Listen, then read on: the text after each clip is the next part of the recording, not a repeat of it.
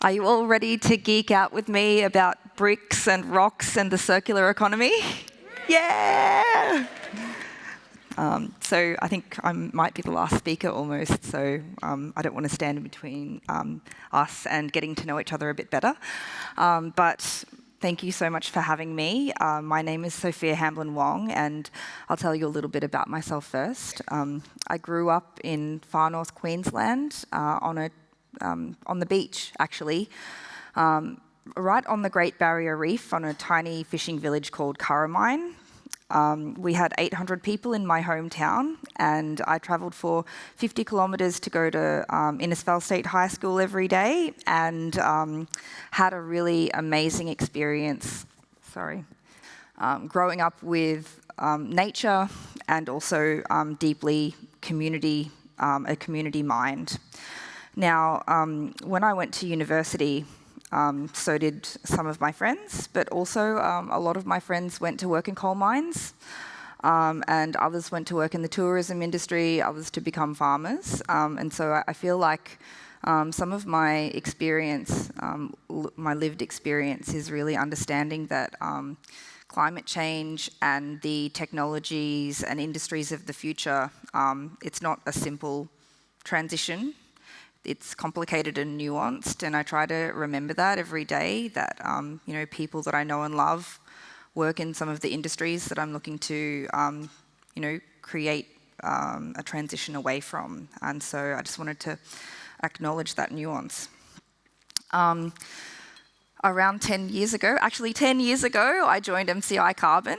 I was lured out of a PhD. I was studying corporate social responsibility, trying to harness corporate profits in order to achieve impact.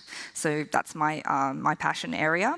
I was lured out to become a co-founder of MCi Carbon. And what we actually do is we try to reimagine carbon from a harmful waste into a new building block, into new materials.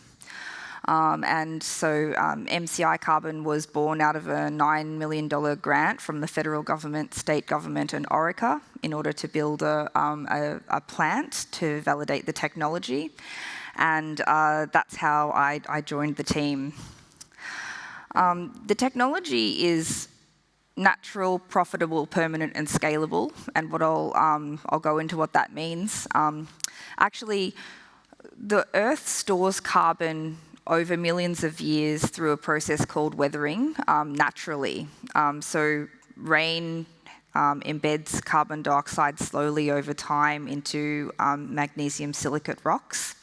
And what MCi Carbon has done is just taken that chemical process from a geological timescale, millions of years, into a matter of minutes in an industrial setting. And that industrial setting is right here. We're running this facility every day and creating materials out of from it. And it's actually quite exciting because it's kind of like a Swiss Army knife of mineral carbonation. We can take a variety of feedstocks, either raw or virgin materials or industrial slags like steel slags, bottom ash, mine tailings, and we carbonate them together. So the way I kind of explain it to my mother is that it's kind of like a soda stream where we get the minerals and we bubble the CO2 through a slurry, and then at the end of the day it absorbs the CO2 and becomes this hard carbonate and silica. And the carbonate and silica we then use in building materials and in manufacturing and for a number of different outputs. And it actually works. The technology is really working, and we're getting a lot of traction, and we are trying to scale as fast as possible. And scale is that really important thing. We created MCi Carbon with scale at heart.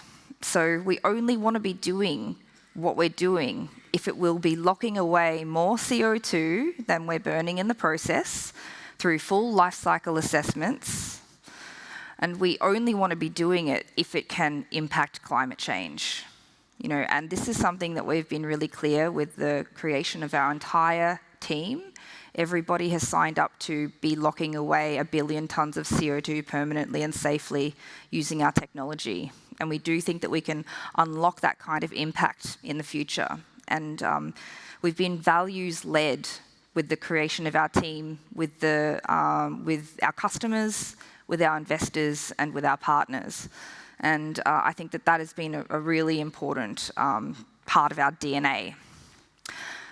Natural, profitable, permanent, and scalable. So profitable, there needs to be a business model behind climate technologies. We can't just be relying on carbon prices to ensure that acceleration happens, because we all know that quite a lot of tumultuous stuff happens in the world. We first received our $9 million worth of grant funding from a Gillard government emissions trading scheme. We were very lucky to have locked in that 4 years of funding and weathered quite a lot of storms and come out with continuous funding, but that is certainly not guaranteed.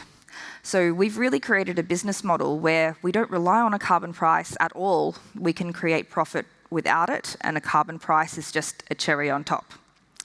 And finally, permanent. Now, we heard about this today around permanence and trees and soil carbon, which is really important. But what MCi Carbon does is we lock away carbon dioxide into carbonates permanently, or rather 10,000 years of storage, because we can't say permanent for legal reasons.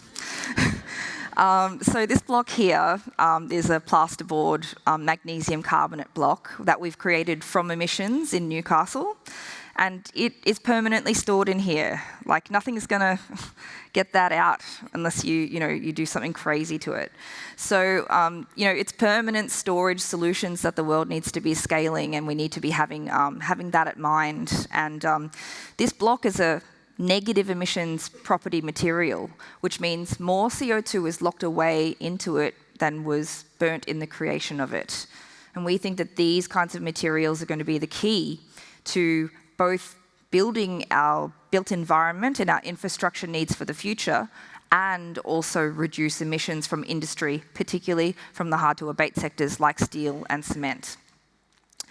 So just a little bit about my November 2021, MCi Carbon was selected to go to COP21 to present in the Blue Zone, and also we were a global finalist for the COP26 pitch battle. It was during COVID, very hard times, so I was selected as the person to go over. And the federal government actually called, the Prime Minister's office called me and said, hey, the Prime Minister wants to give out some of your blocks to business dignitaries at COP26. Do you think that you can do that?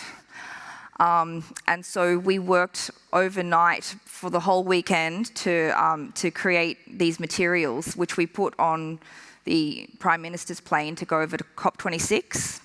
And when we got there, I presented at the pitch battle, and we actually won first place in the world from a field of 2,700 technologies.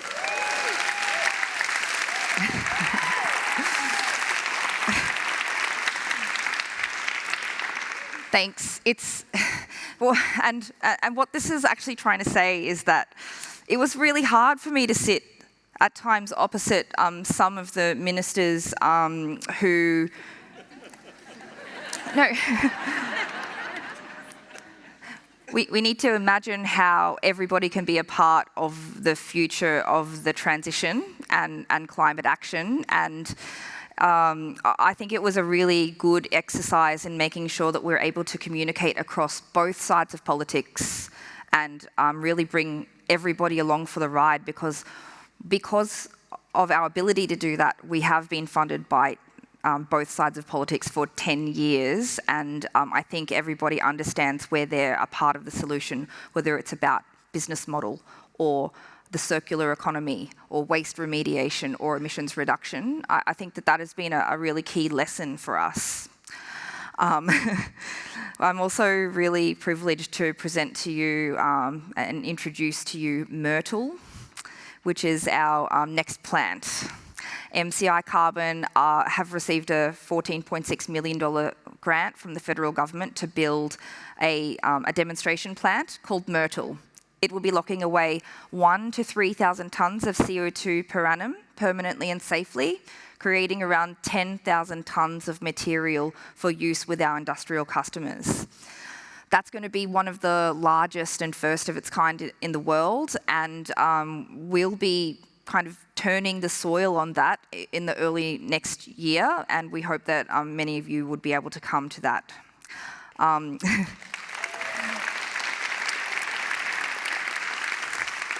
It'll be built next to Orica's ammonia site and taking CO2 from that site, but the whole point of it is that we will be simulating raw flue gas from industrial sources, and we'll be simulating that we can take many different kinds of raw materials, direct flue gas, and creating cements, plasterboards, paper, and other industrial products. So it's actually really happening. If you talk about words and promises and pledges, they're very good, but action is worth a lot. And we are, a lot of people are saying that not enough action is happening, and that is absolutely true, but please do know that we're working our butts off, and this plant's going to be built really soon. What does that actually mean? Well, that plant, Myrtle, it's an accelerator. It's a rapid validator that the technology works in different industrial settings. And RHI Magnesita is the largest refractories company in the world. It's an Austrian company that has 60% of market share.